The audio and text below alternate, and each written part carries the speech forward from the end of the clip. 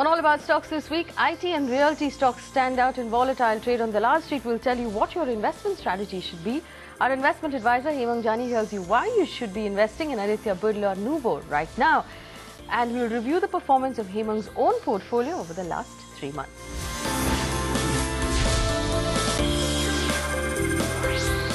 Welcome to All About Stocks. This is a show for long-term retail investors where we'll give you stock advice so you can manage your long-term portfolios. Remember, the general consensus in our market is that we're looking at a 5-year bull run. So it's never too late to get started. If you're a first-time investor, this is the show for you.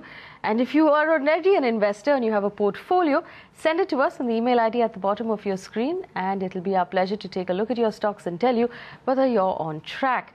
Now remember, email ID is on your screen. You'll also find a copy of the show on our Facebook page. But first, I'm going to bring in my colleague Ajay, who'll give us an update on all of the action on Dalal Street this week. Ajay. Well, Faye, it may look like a flat week for Indian equities if you only look at the Nifty and the Sensex, but it was anything but boring. It was an extremely exciting week for Indian equities, very volatile, not only for India, but globally equities turned extremely volatile. At one point in time, we went all the way to 79.30 on the Nifty, only to rebound very sharply on the back of a big bout of short covering. That was pretty much the case globally. Well, the large caps were relatively sideways this particular week. Mid caps, after a very big fall, regained some lost ground, but the massive outperformance actually still continues from the small cap end of the market. Most of the market men believe that because of FOMC maintaining its stance of considerable time before they start hiking rates, there's a big negative event out of the picture right now, and right now the global stocks, including India, is on relatively firmer footing. Going forward, it will be the big expiry of this particular series, global cues, and even earnings outlook, which will drive markets from here on. But relatively, market remains a buy on dips.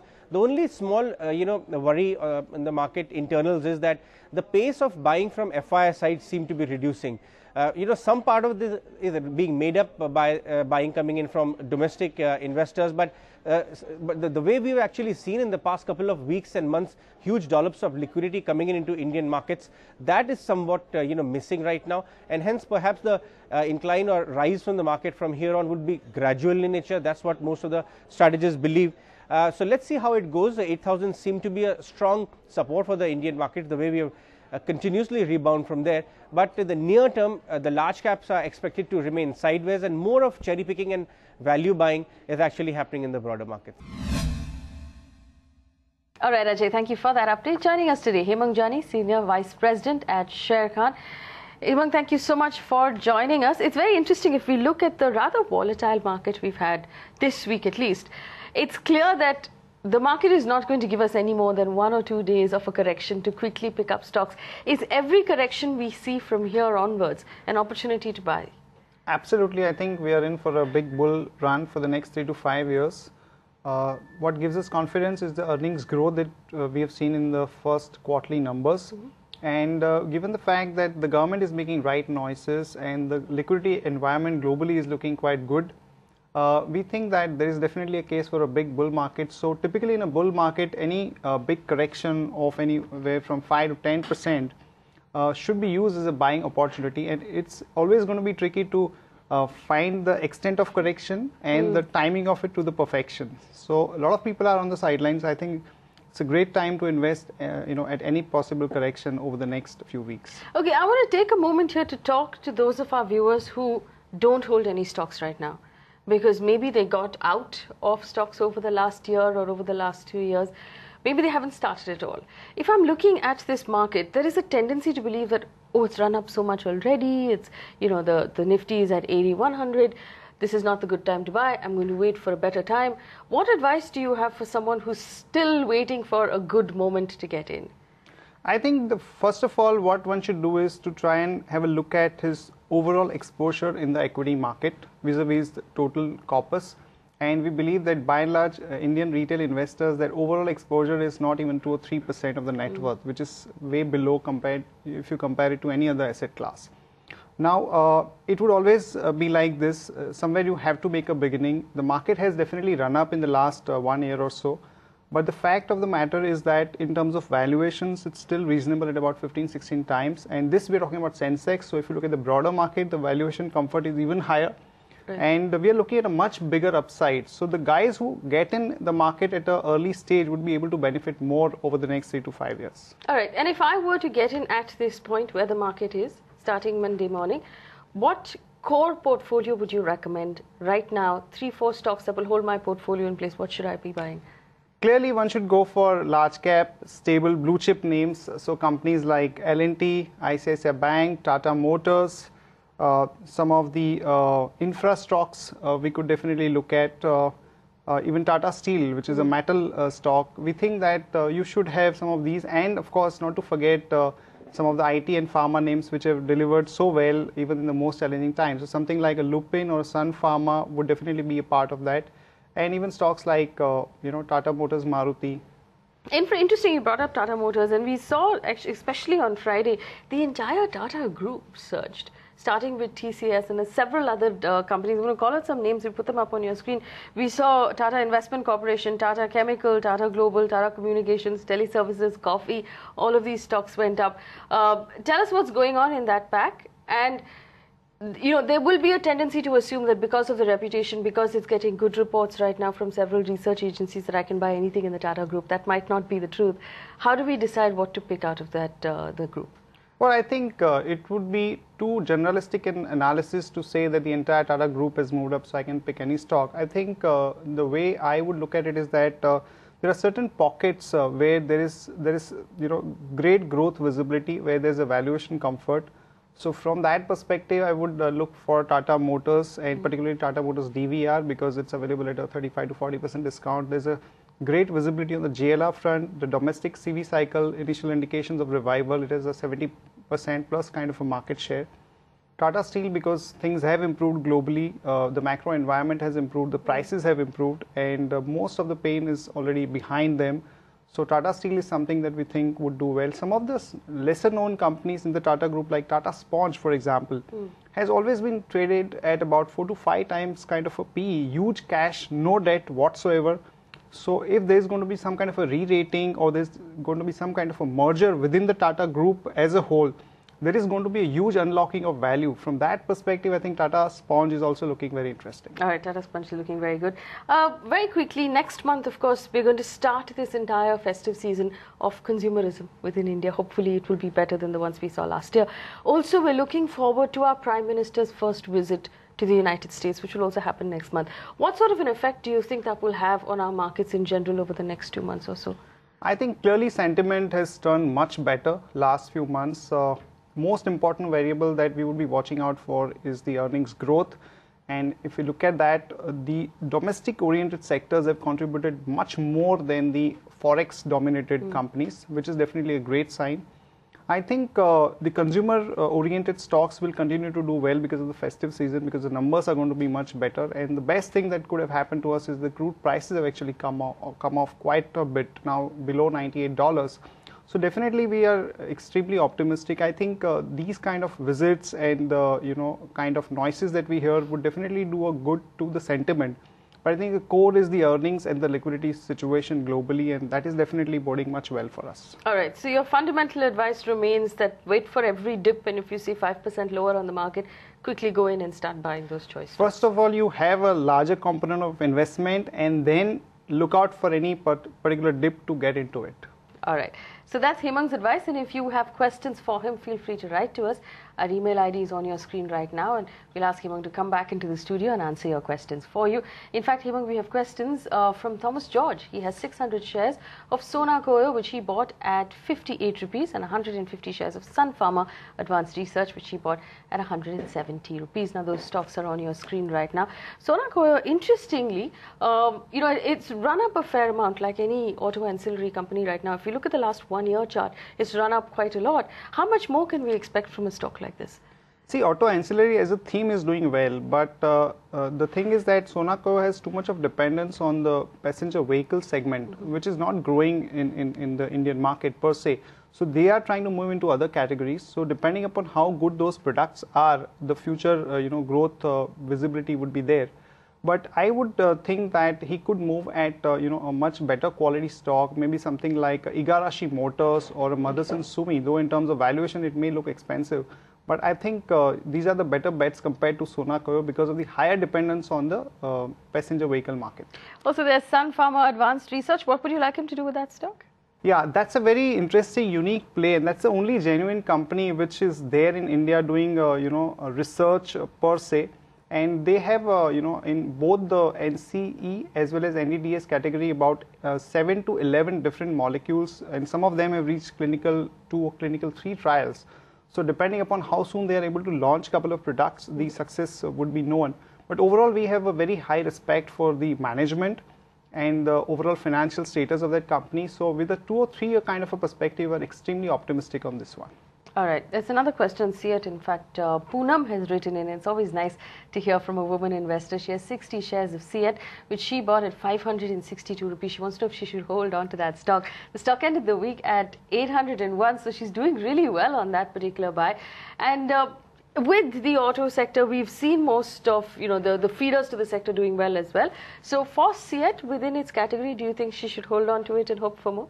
Absolutely, I think it's been a dream run, and given the fact that the margin environment is looking better because of the rubber prices being weak, and the fact that the auto sector as a whole is doing so very well, so overall volume growth is going to really pick up big time in the next couple of years. So it's looking pretty good for tire companies as a whole. She can hold on to it. All right, hold on to that stock. Let's take another question. Kaushik has written in 55 shares of Cipla, which he bought at 388. And of course, he also has Motherson Sumi, which he bought at 298. Again, very strong buys. They're both doing really well. But hold on to both of them. Yeah, I think so. Cipla, the operating performance was not so great for the last 2 or 3 quarters, but I think there are a few triggers going for it. The inhaler, there's going to be unlocking of value. They're going to launch HIV products in the African market. So things are looking much better for Cipla now. So she can hold on to that one. And the other stock is Motherson Sumi. I think this is one of the few companies where there's a much higher visibility, though in terms of valuations, it's not looking cheap. But the management has guided for a much higher ROE of about 38 to 40%. They've done an acquisition in US, which is going to give them the additional growth. So I think this company can give you a much bigger upside, but in the short run, there could be 10, 15, 20% kind of a correction, which one will have to be prepared for. All right. Now let's move on to looking at HEMANG'S own portfolio. Now, to quick recap, HEMANG has a portfolio on this show, but this is the second one we asked him to create. This we called the Modi portfolio. It was designed when the new Prime Minister took up reins in New Delhi. HEMANG's portfolio is at an overall gain of 8% since the 13th of June, which was not too long ago. The Nifty over the same period is up 6%. Let's take a look at the stocks in this portfolio. They were picked and designed in a manner to benefit from the government's decisions. There's L&T, Ultratech, Vatek Vabag, Container Corporation, Engineers India, Coal India, Oil India, ICICI Bank, SBI, LIC Housing Finance, Maruti, M&M, Tech Mahindra, TCS, Sun Pharma and MCX. That's up 43%. So it's very clear that one portion of this portfolio has done really well, but there are still some companies that are dragging you down. Coal India being one of them, Engineers India down about 21% since we bought it. Are you worried about those stocks right now? Well, not really, because some of these infra stocks, just at the time when the government took over, they had actually run up quite a bit, and there were a lot of expectations in terms of policy announcements, etc. So the quarterly results which have gone by have not been that impressive for some of these companies, particularly Engineers India and some of the infra pack. But we think that when you look at 3 or 5 year kind of a view and the kind of visibility that you will have once the investment cycle kicks in, these are the companies which would benefit the most. So we should have a decent exposure to some of these infra names. I'm not at all perturbed by the correction that we have seen in the last. Okay, I'm going to take you back to what you said at the beginning of the show, which is when you see a correction, this is a good time to buy stocks. So L&T, Ultratech, Engineers India, Coal India, and SBI. These are the stocks that are pulling your portfolio.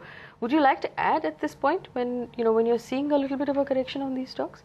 Yeah, definitely. Some of these stocks I would definitely want to add, but SBI I would definitely not want to add because there might be much better opportunities in the private banking space. So something like ICICI Bank or Axis Bank would give me far more comfort.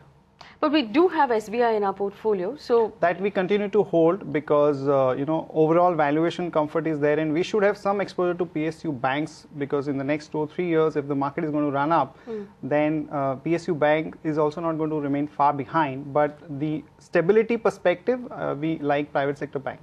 All right, the private sector bank. So we're going to give you a quick recap of the stocks in the portfolio. L&T, Ultratech, Vartech Vabag, Container Corporation, Engineers India, Coal India, Oil India, ICICI Bank, SBI, LIC Housing Finance, Maruti, M&M, Tech Mahindra, TCS, Sun Pharma and MCX. If you have any questions about that portfolio, feel free to write to us and we'll pass your questions on to Hemang.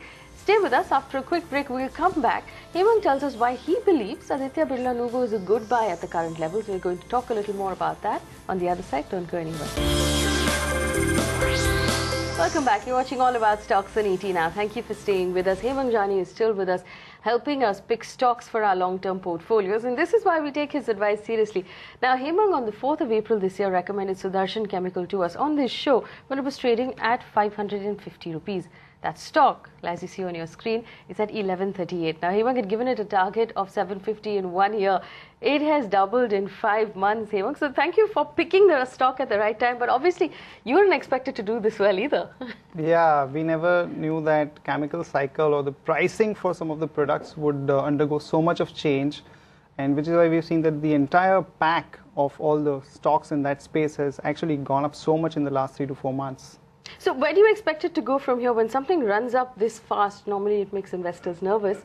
So do you think that we can continue to hold on to it and it's going to continue to do this well? I think, this is a commodity-driven industry, so predictability of the prices would be very difficult. And since the stock has given so much of return in the last 5 or 6 months, I would rather book profit and, probably move into some of the other names, maybe some in the auto ancillary or consumer space where the visibility and the comfort is much higher. All right, so book profits on Sudarshan Chemical. That's Hemang's recommendation. Remember, his stock doubled in 5 months, which is why we take his recommendation so seriously. And this week, he recommends Aditya Birla NUVO. Now, that stock, it's trading at 1,696. Now, this is the interesting part about Aditya Birla NUVO. It's come up on this show several times. It is an umbrella company for various businesses within the Aditya Birla Group, very diverse businesses. So on one hand, will that bring down our risk because there are so many different businesses?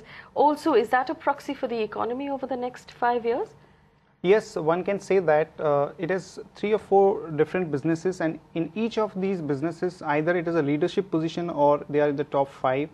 And what we feel is that some of the businesses like lifestyle business, because of the improvement in the economic cycle and the discretionary spend part, we think that that business will merit some kind of a re-rating because operating leverage is going to come into play. Even financial services, because of the financial markets are doing so well, will have the benefit of that. Telecom business anyway is pretty stable, and manufacturing side they're doing okay. So we think that a company like this, because of the diversified business model and the fact that each of these businesses are available at about 30 to 40% discount of their fair value. So there is going to be some kind of a re-rating somewhere down the line, and one of the triggers like telecom business going away, unlocking of the value, or the lifestyle business getting re-rated because of the acquisition of Pantaloons, etc. There could be a big upside going forward. So we have set a target of about 2,000 for this stock. 2,000 for this stock. In what? In how much time? In about 1 year's time. All right, that's the target that we're looking at. 2,000 on Aditya Birla NUVO. The stock is up about 12% over the last 1 month. But that's not phasing Hemang. That's his recommendation for this week. If you have questions about that recommendation, feel free to write to us. Hemang, a question on GVK Power for you. Anil Kumar has written in. He has 500 shares of GVK Power, which he bought at about 14 rupees. He's wondering if he should sell at this point. What would you recommend he does? Well, it makes sense to exit out of this because the companies which have a high debt on their books and the operating performance is not good, I don't think it makes sense to hold on to these. I think GVK Power has a debt of almost about 22,000 crore. performance is not looking that great, so might as well exit. Let's take another question. Shishu Jain has written in. He has LIC Housing Finance, which he bought at 310 rupees. It hasn't moved too much from there. He also has 500 shares of Mindtree, which he bought at 815 rupees. And this is the best part about a good market. Everybody who writes in has examples of how the retail investor has in fact made money. Mindtree first, we saw the entire IT pack do really well this week. So would you recommend he holds on to a stock like Mindtree? Yes, I think that stock has almost doubled in the last about 6 to 8 months time. A lot is going for the IT pack overall. The visibility on the volume is looking very good. The billing rates are in for some kind of a re-rating, which is again a great sign. And there's a feel that overall, because of the global economy doing so well, the tech spend worldwide is going to improve by about 20 to 25%. So some of these companies which are focusing on the niche segment like SMAC, which is growing at about 30%, where the billing rates are better, would benefit a lot from it. So though it has run up, even at current price, the valuation wise it's looking quite okay at about 16 to 18 times. Plus the important part about Mindtree is that the management stake is only 16%. So there could be some kind of a change of the management or sale of stake which could warrant a re-rating for a stock like this. So I definitely would want to hold on to it for another year or so. He has LIC Housing Finance, which he bought at 310 rupees. And this is a stock you have in your own portfolio as well. Would you like him to hold on to it? Could you give him a target? Yeah, it's looking okay, available at a very reasonable valuation. The growth in the housing is going to be pretty good. The target could be about 376 rupees in the next 1 year's time. All right, quickly taking other questions before we run out of time. Sudeep has written in 200 shares of Tata Motors DVR at 377. Should I hold on to it? It hit an all-time high this week, but you very clearly said in the beginning of the show that you think the valuation is still great on this particular buy. Would you recommend he adds perhaps or to that stock? Definitely, I think the JLR part is doing so well. The CV cycle is likely to pick up, and as a retail investor, we have access to a stock which is available at 35-40% discount, a very high dividend yield, top quality company. So we think that definitely it makes sense to add to Tata Motors. All right, add to Tata Motors DVR. We're going to move on to our viewer portfolio now. Every week we look at one lucky viewer's portfolio. Raj is our lucky viewer. He sent us a list of the stocks in his portfolio. He wants us to help him with whether or not he should hold on to them. Right on top, 150 shares. Interestingly, he has 150 shares of all of his stocks. He has 150 shares of Axis Bank, which he bought at 390 rupees. The stock ended the week at 407. Hold on to Axis Bank. You're very bullish on private banking, and Axis Bank right on top there on that list. Should he hold on to that stock? He should definitely hold on to it. We are extremely positive on that space. We're top quality bank. We're looking at a target of about 476. I think I can guess what the answer to the next one will also be. 150 shares of Bharat Forge, which he bought at 802 rupees. Hold on to this as well. Absolutely. I think globally auto industry is doing well. European markets too are showing indications of revival and extremely well positioned in that place. Also defense could be another growth driver for it. So hold on to it. Target price would be about 900. All right. Finolex is the next stock on his list. I still can't understand why he only has 150 shares of everything, but he does. Finolex, which he's bought at 276 rupees, it's doing well for him. Hold on to that one as well. Absolutely. The PVC and the pipes business is doing pretty well. Agri focus, plus the consumer demand is going to be much better. And now the crude oil prices have come down. So that's much more favorable for a company which is having crude as its raw material. So we think that it has a long way to go. The next stock on his list is Havells India, which he bought at 224 rupees. That one's doing well also. Havells India, hold on to it. Yeah, it's looking good. Valuations wise, it's not looking that attractive, but I think their European acquisition has started giving them good results. And overall, we think that the second half is going to be much better. So can hold on to this one. Last stock on his list, and this is really the kicker in his portfolio, he has Lupin, which he bought at 210 rupees. So that's done so well for him. And we talked a little bit about the pharma stocks a little while ago. Hold on to Lupin as well? Absolutely. They have done a tie-up recently of a licensing product with MNC company, which is going to start giving them good results in the next couple of years. Very high margin business, good growth visibility. So it makes sense to hold on to a stock like Lupin. If you have any questions for Hemang about this show, write to us. Our email ID is at the bottom of your screen. You'll also find a copy of this entire show on our Facebook page as well. And you can reach me personally on Twitter. Hemang, thank you so much for spending time with us. It's always a pleasure to have you in the studio. And thank you so much for watching.